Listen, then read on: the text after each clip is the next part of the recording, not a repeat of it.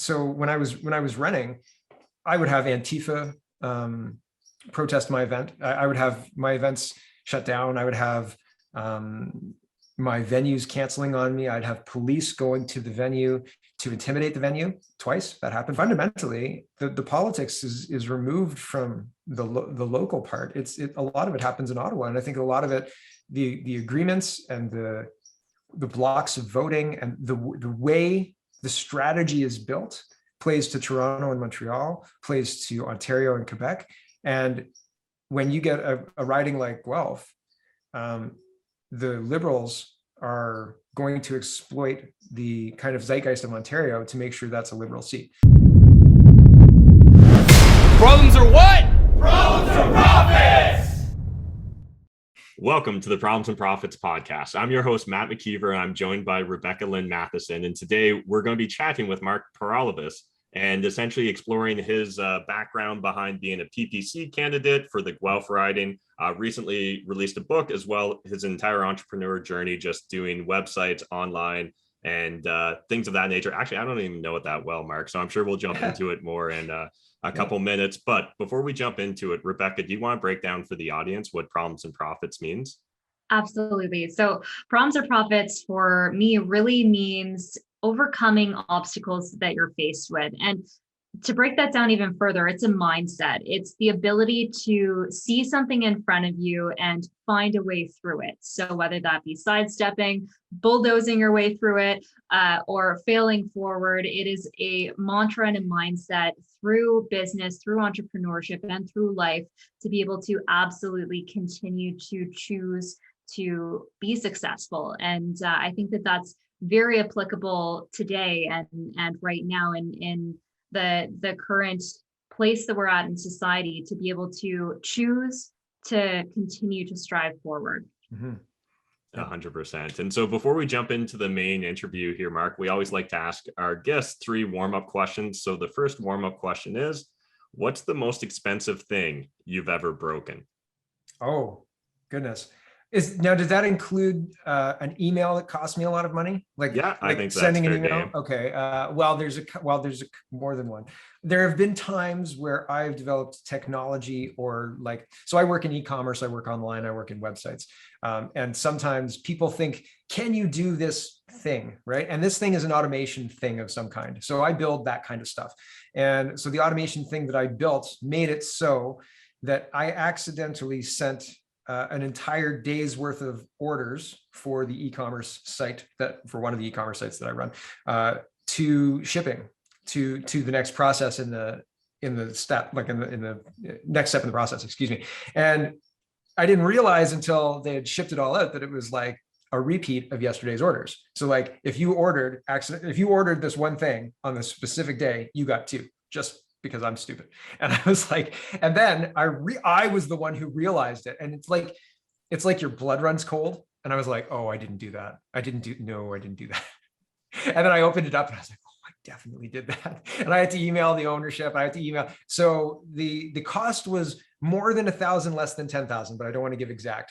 And it was more than, it was right around 100 orders. And I felt like shit. I felt so bad. I did not get fired.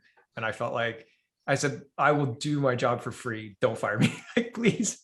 It was a mess up. I'm sorry. And no, they were really good about it. They were kind of like, these things happen. Don't let it happen again. Let's figure out a process. And I was like, yes.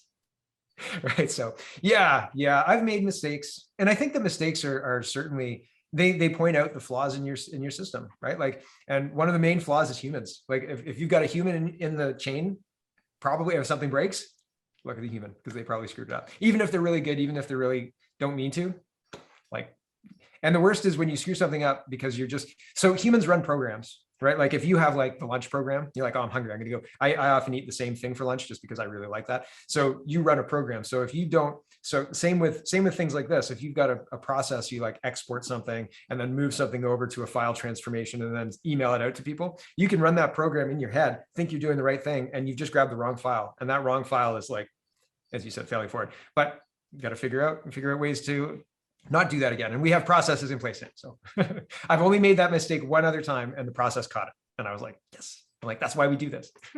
Absolutely. Oh man, I feel that to my core. Like I can like picture how you were feeling in that moment. It was sending the email. I was like, so, well, first I sent it to the shipping people. I'm like, are there any packages that have not been picked up? If there are any packages that are not picked up, don't send them. And there was 3. And I was like, I almost want to send them at this point. Like, sorry, you 3, you got screwed. Yeah. It was terrible. Anyway, it is what it is. And I felt terrible. And it was a lesson.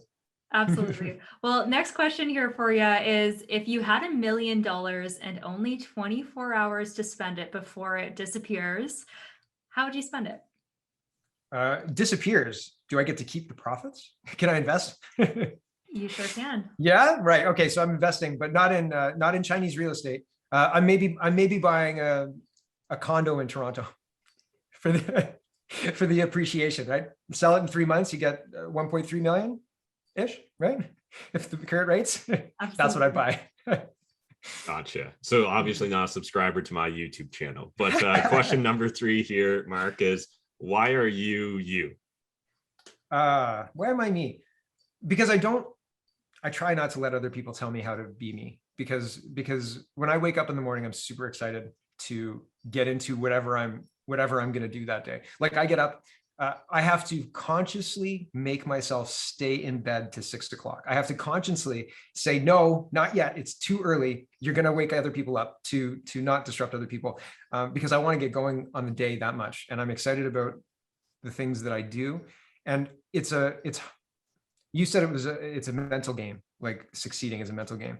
So you can believe the stories that you tell yourself. And if you believe that you're not good enough, and if you believe that you're, not doing well, or if you think that, it doesn't matter, or people aren't watching, and so you don't do your best, then you start to fulfill that story. But if you tell yourself that I'm good at what I do, and I like what I do, and I'm excited about what I do, and you actually are, you'll become that way. You'll start to live that way. You'll start to seek out situations where that part shines, and people will start to notice that you're happy and excited about the things that you're doing. And it'll start to show in the work that you produce.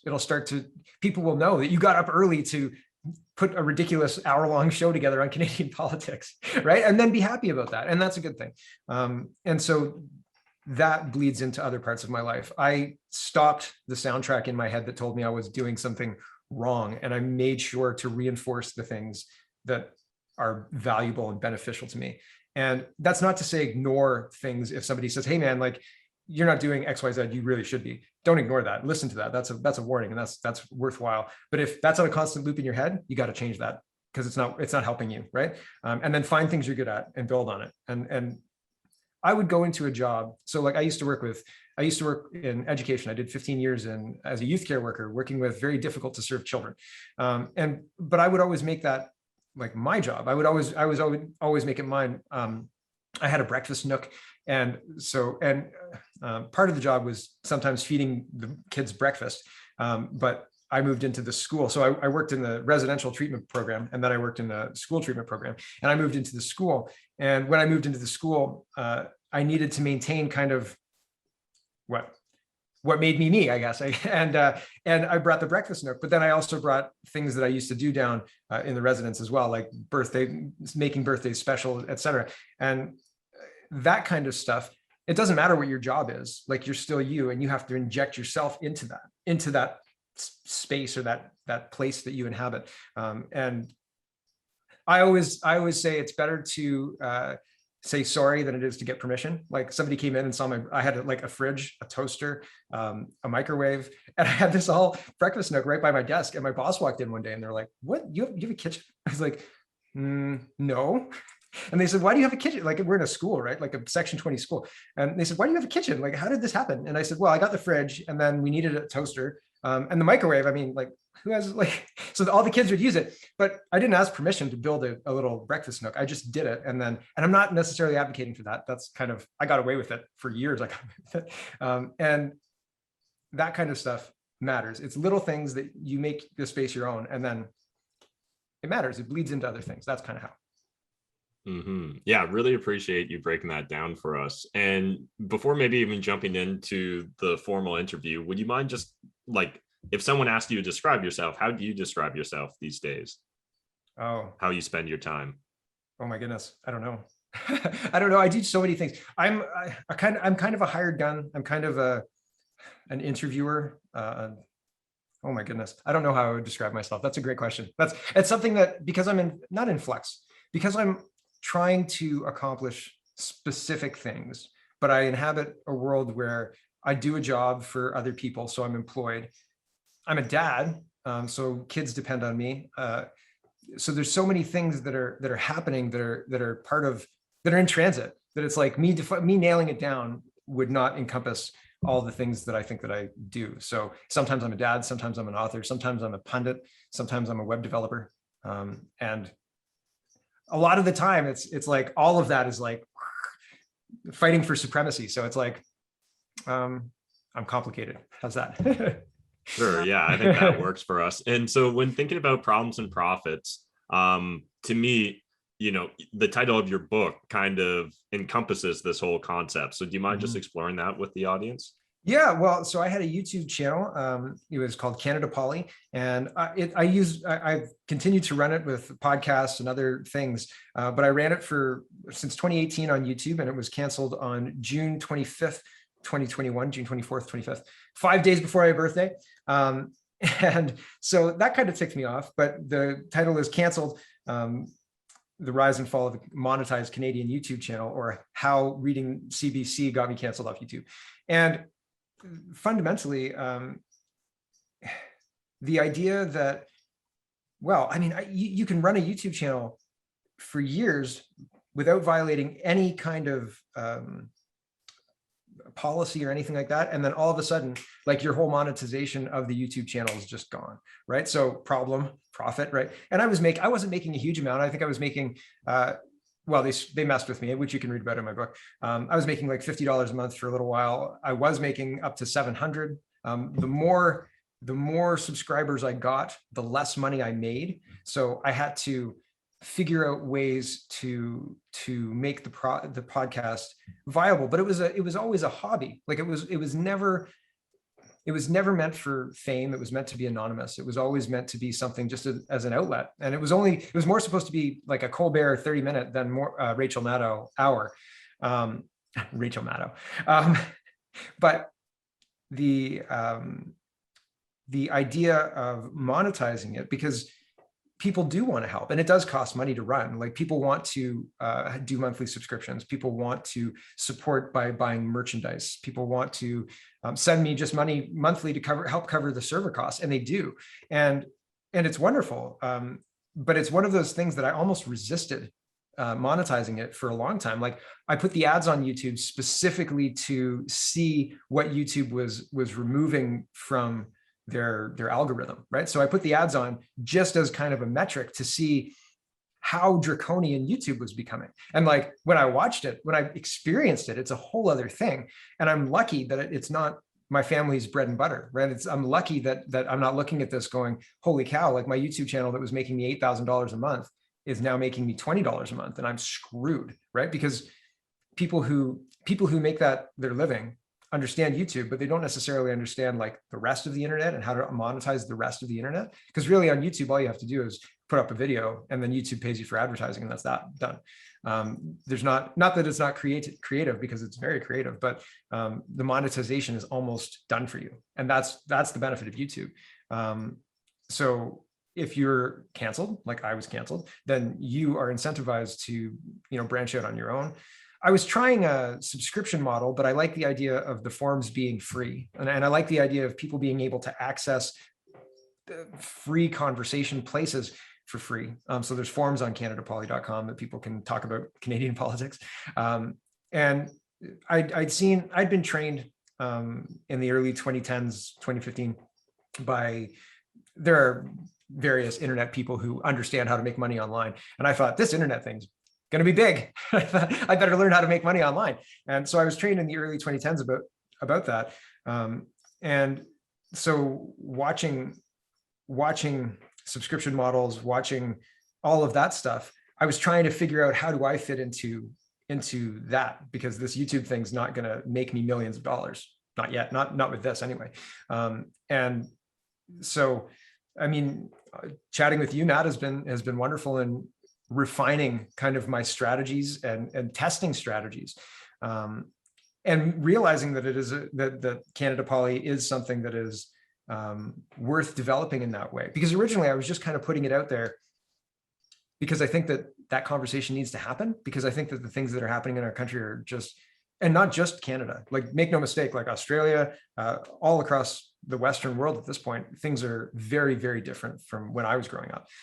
So I think that needs to be talked about. But the main point wasn't monetization for me, but within the context of this, I think that that's the way to grow, because I think that that's how people measure value. So like if I start working, and not start, I'm in the process, but if I start targeting specific keywords, and if I start really trying to get more traffic to my website in new and different ways, then that's going to be beneficial to me and to the community, right? Which satisfies the original goal of Canada Poly anyway, which is good. So, and I spend time working on that, but it's hard, eh?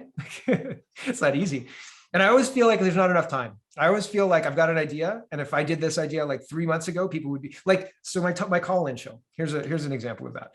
My call-in show before the election, I wanted to do a call-in show because I really feel like the call-in shows, I loved CRB 1010. I think that's what it is. Anyway, 1010, when I was growing up, my dad used to drive into Toronto. My grandmother lived in Toronto, so we'd drive to Toronto a lot. And my dad would listen to talk radio and baseball games. And my mom hates baseball, so it would always be talk radio.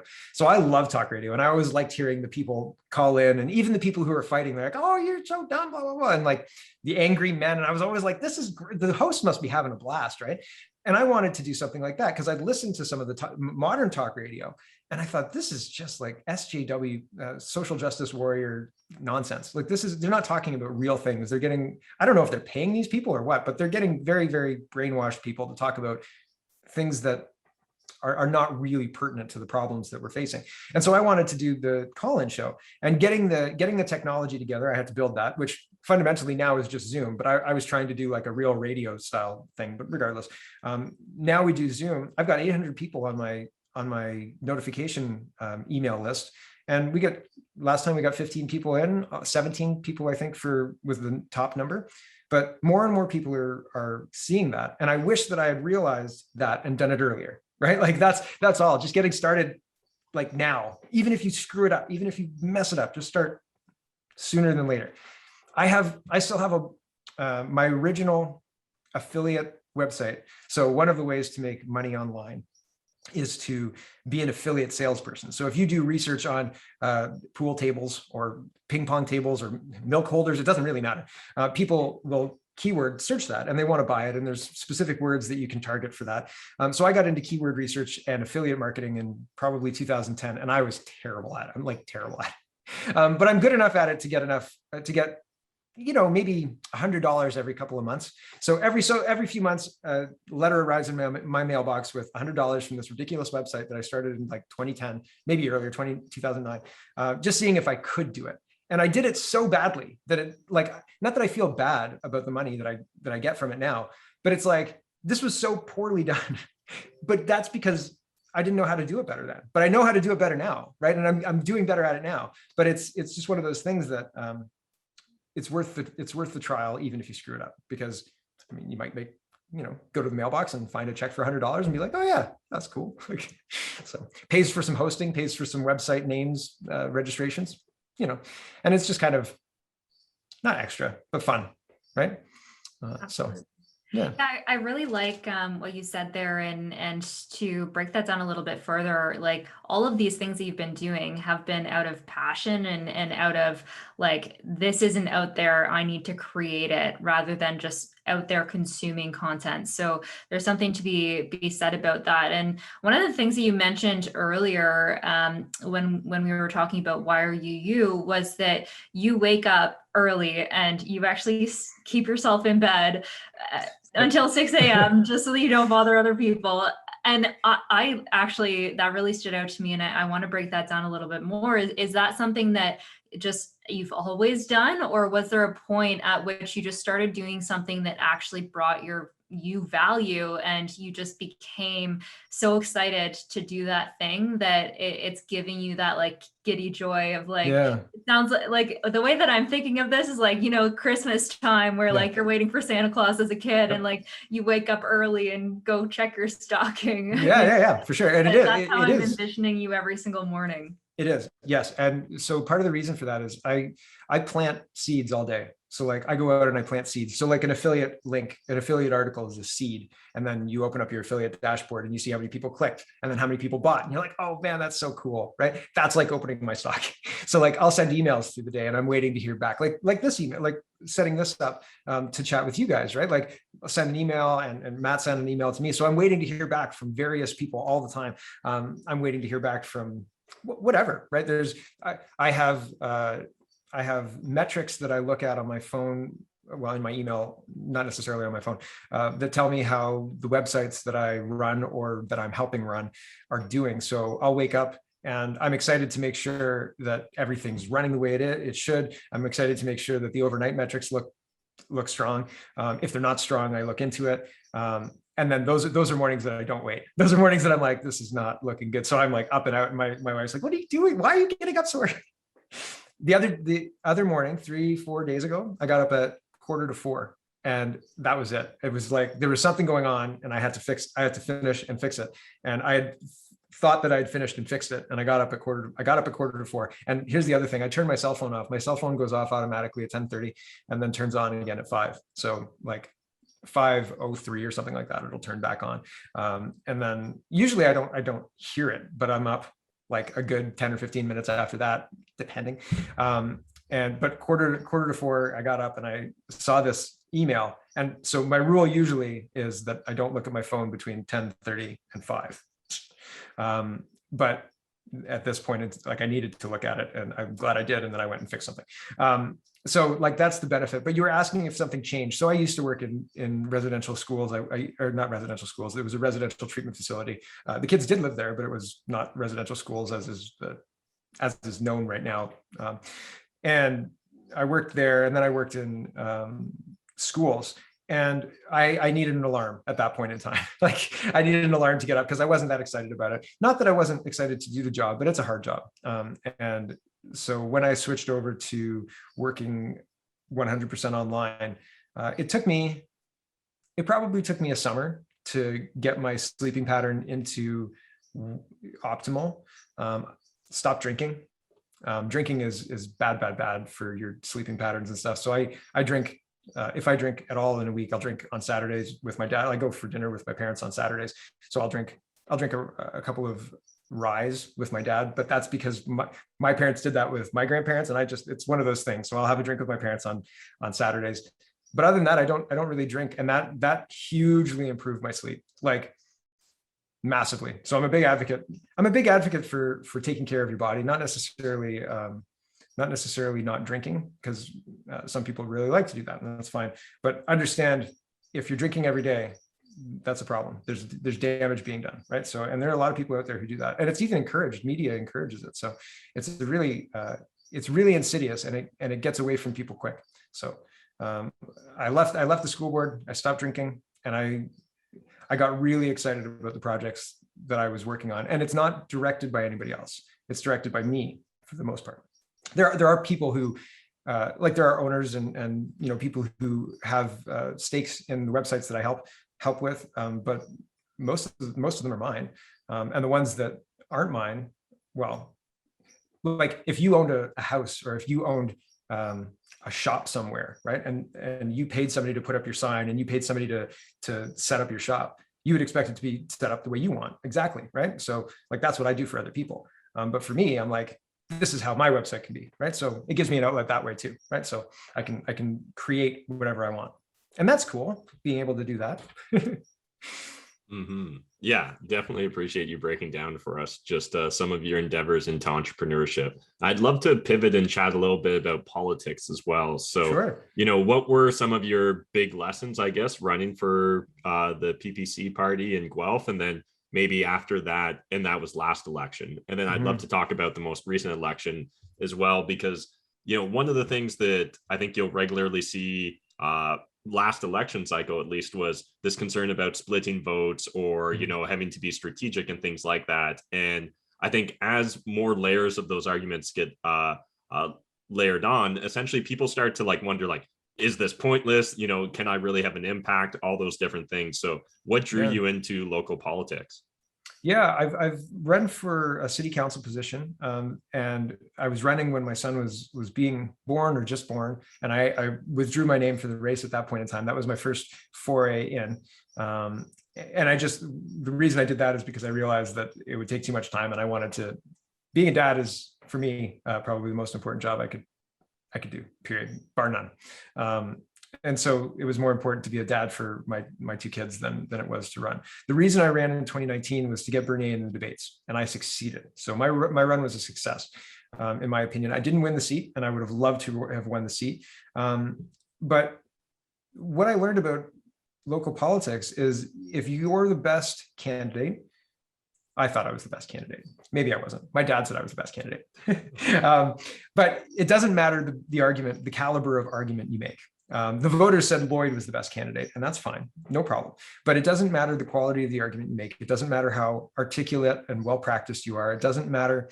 It doesn't matter that Twitter, it looks like you've got a lot of influence, because in the real world it's different, right?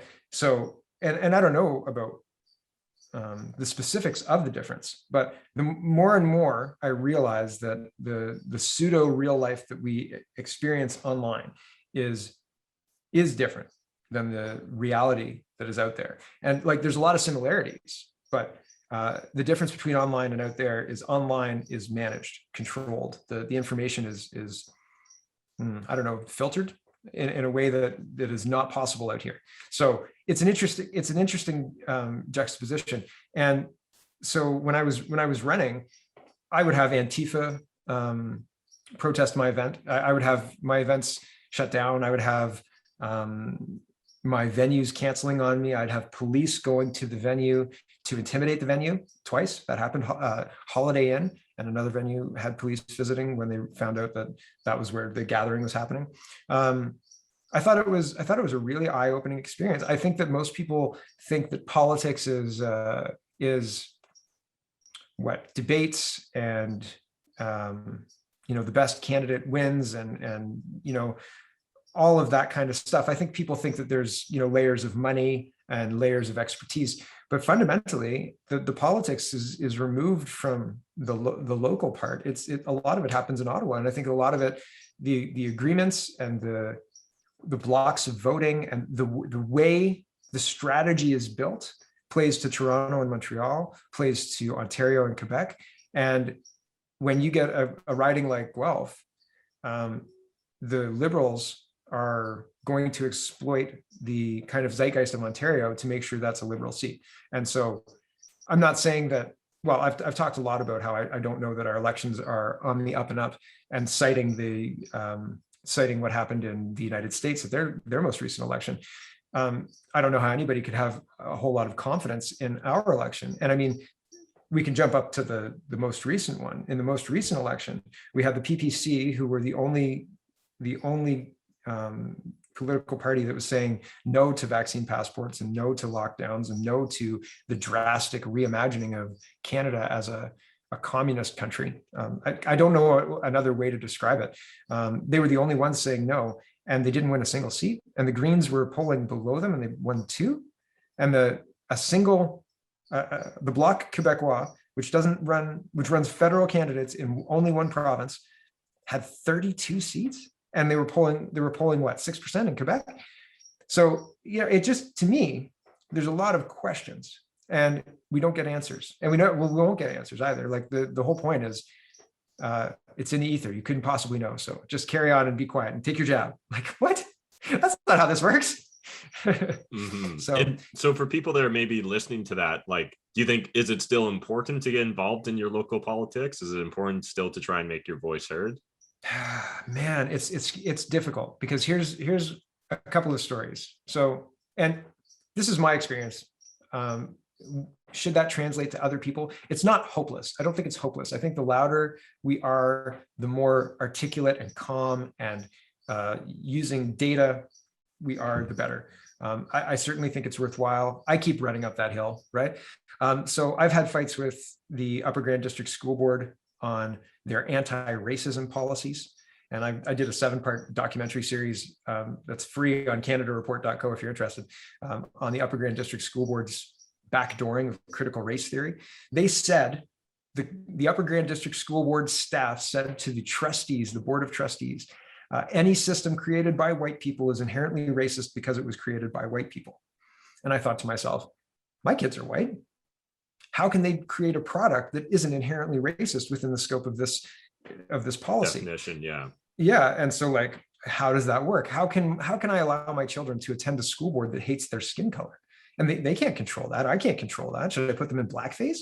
Right? Justin Trudeau thinks it's fine. So, like, how do I deal with that? So how I dealt with that is I took that to the board. I talked to Martha Rogers, the director of education. She's former now. She's been shuffled out in favor of somebody else. But I took it all the way up. I had a long conversation with the superintendent of equity and inclusivity, which is a bullshit nonsense position.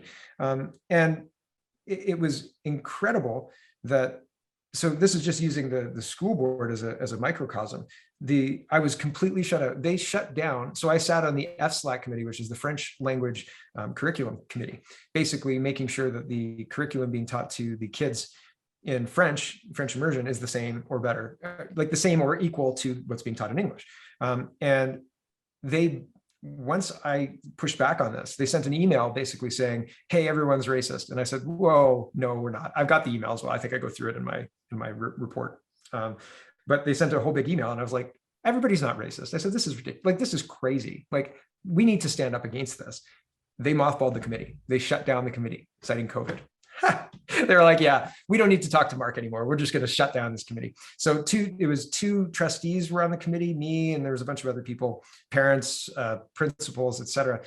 They all agreed that white people are inherently racist because of something, I'm not sure. So, and they wanted me to be quiet. They wanted me to shut up. So, I've talked to the trustees. People have said I should run for school board trustee. I feel like we need to have a new premier and a new education minister, and the premier and the education minister need to say unequivocally, the gender garbage needs to go. Critical race theory, like the gender ideology that's being taught in schools and being backdoored into municipal and federal and provincial policies, et cetera, that needs to end. The gender ideology needs to end. The favoring people who are intersectional, like who have race or gender issues or whatever, we need to go back to the best person gets the job, the best person for the job gets the job. And it doesn't matter if you're a Muslim woman who's Black or Arabic or a Chinese male data miner or a white person who is qualified for the job. Any of those should get the job who are capable of doing the job, and if they've applied for it. But my point is, it would be, I feel like during that fight, during the school board fight, the chair of the Board of Trustees for the Wellington Catholic Board stepped down because of something. The rumor was it was something he put up on Facebook. And the rumor was that he put up Blue Lives Matter. And then this was when the Black Lives Matter thing, 2020, June 2020. So he put Blue Lives Matter and he got removed from his chair position. He was busted down to a regular trustee. And so when you do that, understand that the entire apparatus of the government will close ranks and will shut you out. You will be blacklisted. I have tried to become you can join committees for the city of Guelph and all of that other stuff. And they regularly put it out on Twitter, like, join this committee, join this committee. I applied for the last 3. I always walk around in the morning on Twitter, collecting stories for my show. And often I'll see what's going on within Guelph. And, they're asking for help. They're asking for citizens to do this. I'm an upstanding citizen. I've paid my taxes. I've owned a home. I've got kids in school here. They don't want me. And they move me out, even if there's nobody else. Like, even if there's not like 5 or 6 applicants or one other applicant, it's like, there's me and nobody else. They're like, oh, well, I guess nobody applied. Right. So it's a difficult path. And is it worthwhile? I think that we need more power. And not to say that like if you're a trustee that you won't have power, but they will ignore you. If I was a trustee, even if I was like the trustee, if I was the chair of the trustees, they'd remove me rather than listen to me, I think. And so that's not a great place to be, because it doesn't incentivize me to do that. And it doesn't incentivize me to encourage other people to, because why, right? Even the, you see in the States, there's whole big groups of parents who are going and taking over the school board meetings. They're claiming success, but I don't know that they're actually having success. A lot of the teachers are indoctrinated to the point of teaching critical race theory, regardless of the trouble they may get in. So we are at a point where I think more is needed, and not more like anything other than more organization and the ability to take over the provincial governance in a way that gets us back to traditional Canada that I grew up in, right? Because it's the province that's instituting a lot of the policies that are removing the freedoms that we enjoyed. Yeah, really appreciate you sharing that. And I guess I just kind of want to jump in here with my own perspective a little too. Yeah. I think that one of the key issues that we kind of see going on these days, and obviously you're more boots on the ground than I am, but I think it cuts both ways, right? Like we need more involvement in general from the silent majority, whatever you kind of want to frame them as. But those of us that are very prone, and I count myself in this group as well, to live and let live. Sometimes it's not just enough to live and let live. Sometimes you need to speak up as well. And I think that, you know, if more parents were speaking up, if there was more of a united front in that sense, I think that people like yourself that are pushing or really trying to create more accountability, they'd start to see that happen. But I think it also comes down to the fact that because we've ignored local politics for so long, because we've ignored a lot of these small policies and changes and things that, you know, are just paper cuts that until you look at them in aggregate don't really add up to much. Yep. We also need to have a feedback loop where people are willing to have those awkward conversations at Thanksgiving or over the dinner table of like, hey, I know that you have this role, this job, and I see that your union, your whatever is taking this line in the sand, you know, is that right? And I think that we need a certain level of social pressure in order to create that feedback loop where people actually feel accountable, where I feel like right now, we don't have this sense that government employees work for the people, right? The people, it's reversed. And I think that's where the real issue is. And it just, you know, we could go down on a giant tangent about different TikTok videos or little Instagram clips and all the different things that are bubbling up to the surface these days. But what constantly, I guess, triggers me is just the thought that, like, you know, that police officer, that bylaw officer, that judge, that whoever, they're going to go back to their home and there's going to be no consequences. No one's going to have an awkward conversation with them. No one's going to create either professional accountability or personal accountability in that regards. And because I'll tell you why, because it's been poisoned. You can't go. So like I hang out with my brother on Friday nights, we play hockey, and sometimes other people will come and hang out with us. Right. Like, so like, and I pronounce the names all wrong. It's terrible. Like they make fun of me pronouncing the names of the hockey players. I'm like, oh yeah, Zibanejad or whatever. I can't remember his name, but you know, I'll score with somebody and they make fun of me. But we'll joke around and have fun. And sometimes other people will come in. Now I can't talk to my brother about anything with regards to politics because 2 years ago, I guess, they all know that I am fine with Trump. Like my family knows that I'm fine with Trump. During that whole thing, like during 2016 to 2020, before Trump was out of office, it was like, don't you dare talk about Trump. Don't you dare talk about these things, right? And so that set the stage for where we're at now. So like, if you saw the value of what Donald Trump was trying to do and seems lost, or maybe he's won and the sting is still running, who knows? If you saw the value in that, you probably see through the paper thin excuses of the COVID pandemic, right? And so it's fundamentally targeting that group of people to other them, to remove them from society. So if that group of people is holding the officer that you're talking about accountable, now the police officer is a little bit difficult because the police unions are kind of standing up, and there's a good probably 30% of police officers who don't subscribe to this. But say my brother's a police officer, say a family member of mine's a police officer, and I'm like, hey man, you know, you should not do that because it's not good. They're gonna I mean, my brother directly has called me racist. He was like, "You're racist," and I was like, "What?" I was like, "How? What?" And this was years ago, and it's water under the bridge. It is what it is.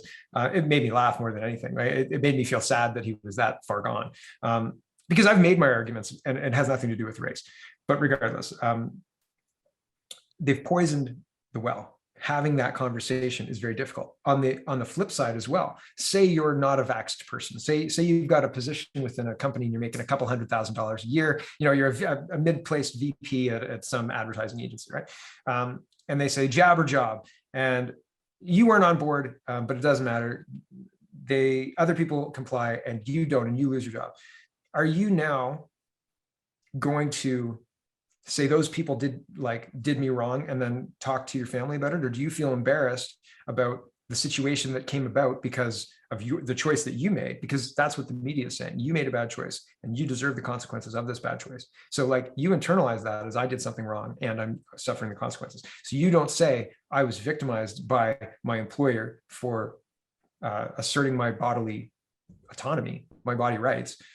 You think to yourself, I made a bad choice because I'm putting other people at risk, because that's what the media is telling you. And so the conversations that you're talking about, not possible, because people are being pushed and pulled. And I think that the core, the base of our psychology is being hijacked by things like that, by situations where you feel embarrassed, so you don't have that conversation. And they know it. They know it being humans will respond with embarrassment when they lose a job. And so if they lose a job, doesn't matter what it's for, they blame themselves, right? They walk around going, how can I not fall into that hole again? And so it's poisoned. It's poisoned from the Trump years, and it's poisoned from your own internalized reflection on what's happened, right? So I would love the conversations to happen, but it is almost better to wait for somebody to come to you. I get people calling me and saying, so, I didn't like Trump, but this is crazy, right? It's oh yeah, so welcome to the fight. Hello, yes, we are walking into communism, right? And so it's almost better, because the other way, almost during the 2019 election, I was contacted by a guy who went and lived in China, and he married a Chinese woman, and they came back to Canada. And he was basically saying, one, you're going to lose. Two, they know who you are now. Three, do you have an exit plan? And it was a lovely conversation. They paid for lunch for me and everything. But they basically said, in China, the propaganda is so good that anybody trying to talk you out of the propaganda, they prep you for that. They prep the public for that. So the anti-racist stuff is really good example of this. If somebody says, you're racist, man, the first thing you say is, I'm not racist. They're programmed to think, okay, well, he says he's not racist. That's the first sign of racism. He doesn't even know how racist he is, right? And so it reinforces the propaganda that they've internalized, and automatically others the person who legitimately is saying, well, hold on a second, what's the definition of racism that you're working with, right? All of a sudden it's you're racist, done. So yeah, it's almost better to wait for people to wake up by themselves. But at this point, at this rate, it'll be in the gulag, and they're going to be like, did you find the gruel a little thin yesterday? Yes, yes, I did. Yeah, so I think the element of cancel culture that's coming in right now makes that conversation even more difficult too, because we can't necessarily put that information out there or speak our minds without being necessarily shut down. So your YouTube channel is a great example of that, of putting out content and information about a topic that you're passionate about, and having open dialogue about that topic, and now not being able to share it in the same way. So I think that there's a multitude of layers of communication and having those open and honest conversations with people, because that really is how we grow and build, is being able to hear the other side and talk to somebody who has a different opinion than you, and actually work through it together. Yep. So how do you continue to stride forward, or how do you overcome those barriers with everything that's going on? Yeah. So, okay. So in 2019, they were trying to demoralize me and, say, haha, you lost. And like, why would you even continue this? Right. And like, again, they don't know my motivation. So the motivation for the show was never to be famous or never to be rich. I'm already rich and I'm already as famous as I want to be. Right. I'm Canadian famous and my kids think I'm pretty awesome. So that'll last until they're 11, but that's fine. I moved forward because I set my own goals and I want to test things out and it's not tied to achievement. It's tied to, I plant my seeds in the morning through the day. I put things out into the world and then I'm excited to see what comes back. And so it's not about I'm putting this, seed into the world. And if $1,000 doesn't come out of this seed, I'm never going to do this again. I put 1,000 seeds.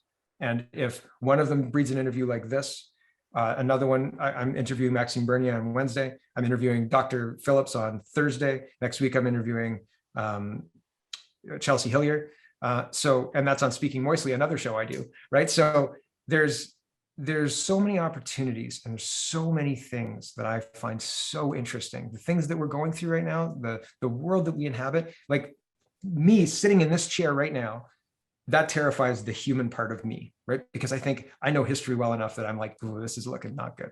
But the interested brain part, the brain that's not necessarily connected to the body, the brain part that's looking at this historically goes, this is so interesting. Like what's happening is just wild. The psychology of it to hypnotize an entire population like this. And for them not to make a sound while you remove their rights, while you ridicule them, while you call them white supremacists in a majority white country, like it's boggling my mind.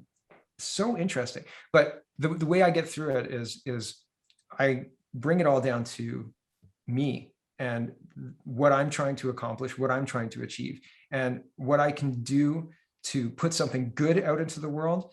And then when I get those seeds back, when there's a harvest, when there's a bounty, and I look at what I've done, I think to myself, I put good things into the world. I do good things for people. And I'm not asking for anything in return. Like it's not about that. It's never been about that. I just want to put good things into the world and I want to have the country that I grew up in for my kids. That's it. It's very simple. It's a very, very simple thing. And it's not asking much, I don't think. But in order to achieve it, it's going to be a Herculean effort. And not just for me, from everybody. So I don't know how to encourage that, but I don't know how to not stop or how to stop trying. So I'm going to keep trying. Mm-hmm.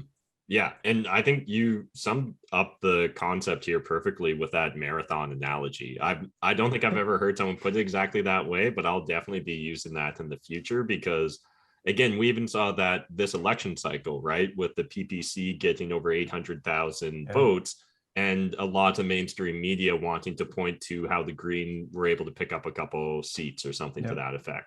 And to me, it's such a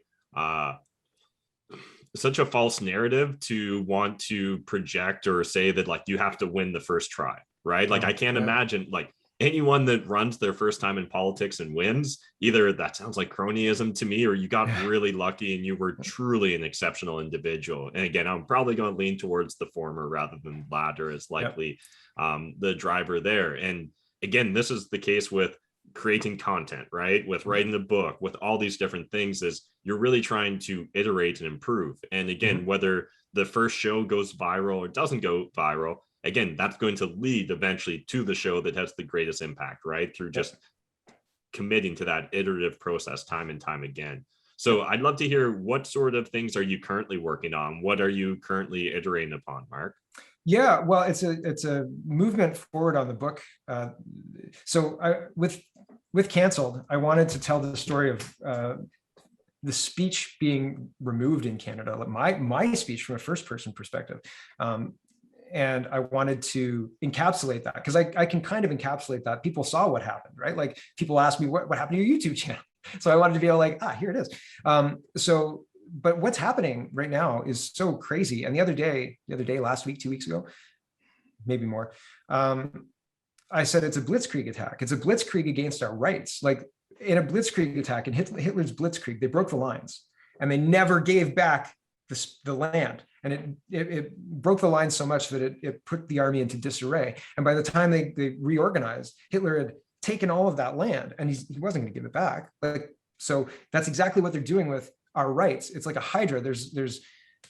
Well, I mean, you can name right now jab and job, vaccine passports, access to hospitals for sick family, access to long-term care. Those are just four different platforms, 4 different areas where our core rights are under attack.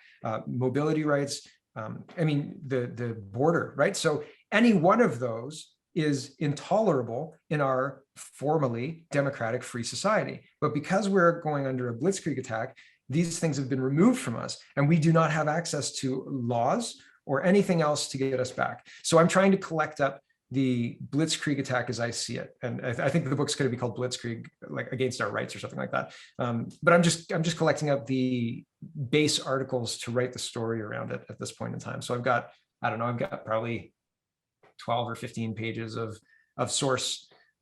One of my shows is 55 tabs, typically 30 to 55 lately. So about a minute a tab average. So my book will probably be, I don't know, in the 200 tab area. So I'm aiming for like between 200 and 500 pages, but the last one was like 70. So we'll see. We'll see how it works out. I think it'll be interesting because I think people know something like this is happening. They can see something like this is happening, but they can't articulate it. And I'm trying to give them the story to articulate it. I'm trying to pull out like, okay, this is a time when our rights are removed and we didn't have a say about it. Nobody asked us about it. They just took it away, right? Like the YouTube thing, our speech rights gone, mobility rights between provinces gone, the right to see your family gone, the right to medical care, triage gone, right? So these are basic rights that don't depend on the government to give it, but the government has taken it away, and that's intolerable, not okay, And so this is my little bit to inform people and to tell people what's actually happening, because in 20 years they'll rewrite the history about it, just like they've rewritten the history of when I was growing up. We're racist now. What about the demographics of the country? Come on. So yeah, it's a very interesting situation. So it's possible, probable. I said when I released my book, it probably wouldn't impact the election, despite me wanting it to. But you're right. Like maybe not this one, but maybe 4 or 5 books from now that somebody's like, yeah, we can't do that because Mark said. Mm-hmm. But maybe not, and that's okay too. The point isn't to hit the home run every time you swing the bat, right? The point is to get better and to refine so that one day you can consistently hit that. And then you're the cleanup hitter, right? And people can depend on you and say, you're the guy for this really important spot. We'll see. I'm refining. I'm okay with taking time to be, I'm okay with taking time to put out content that's worthwhile. I'm okay with taking time to think about what I'm doing and move with purpose.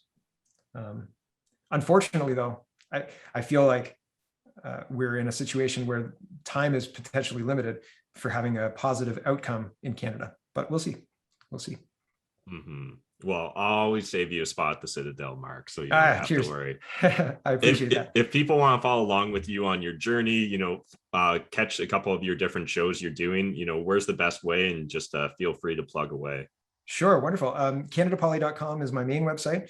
CanadaReport.co is where I collect all of my stories. So if there's an important Canadian news story, I put it there, and I try and put the source there. So like a Justin Trudeau speech or a tweet by the person who's making the news rather than the interpretation of the news. And then that's how I built my show. I do Speaking Moistly, where I I have a regular conversation with Greg Wycliffe on Tuesdays and a regular conversation with Jilly Davis on Thursdays. And now I'm interviewing more and more people on that medium. I'm approaching 1,000 subscribers on that platform now too, on YouTube, which is fool's errand, but whatever, I'll continue. And so, yeah, I do those interviews on Tuesdays and Thursdays. And this week I'm interviewing Maxime Bernier on Wednesday. I think I said that already, but there's so much happening. And I think that there are people, I do an hour-long show a day. So there are people who tell me they appreciate my show, but they can't watch every episode. And I think that it's funny because I produce every episode. And I think to myself, like, I don't know if I could keep up with watching me every day. But the reason I do it is because I used to watch Colbert and Stewart on my drive to work. And I would spend time in the evening downloading the episode and then transcoding it to audio so I could put it on my podcast listener and listen to it on the way to work. So I did that for years, literally years, probably 2008 to 2013, 14. Whenever they stopped doing the Daily Show and whatever, I would do that. And it always bothered me when they were off for 2 weeks. It always bothered me when they were off for the weekend and I didn't have something to listen to on Monday. And so to respond to that, I do my show every single day, which is ridiculous, but I've done it every day since 2018 and I have no plans to stop at this point in time. So I'm going to do it until they make it illegal. They've already removed me from YouTube. I don't swear and I read headline news. That's it. I'll do it until it's illegal. So yeah, it's crazy. I told my wife that and she was like, I hope they don't make it illegal soon. So but I don't know. She likes the show. I don't talk politics to her much anymore. So she appreciates that. She's like, thank God. Or, I'm thank sure goodness. it's a good outlet for that. Yeah. Yes. Yeah. Well, yeah. It used to be like, well, this is happening. She's like, well, tell somebody who cares. I will. Well, thanks again, Mark. Really appreciate you joining us on this episode. And I really appreciate what you're trying to do with regards to creating common knowledge for Canadians, because I think a lot of Canadians, we almost have this sense that like, Canadian politics doesn't even really matter. Well, I think now the last 2 years has shown us, hey, if you haven't woken up yet, you need to wake up now. This shit does matter. You need to get involved at the local, provincial, and federal level, start making your voices heard. And I'm really glad that you're leading the way on that. Thank you. Thank you very much. And I appreciate you guys inviting me on and this long time to have a wonderful chat with you. Thank you so much. I appreciate it.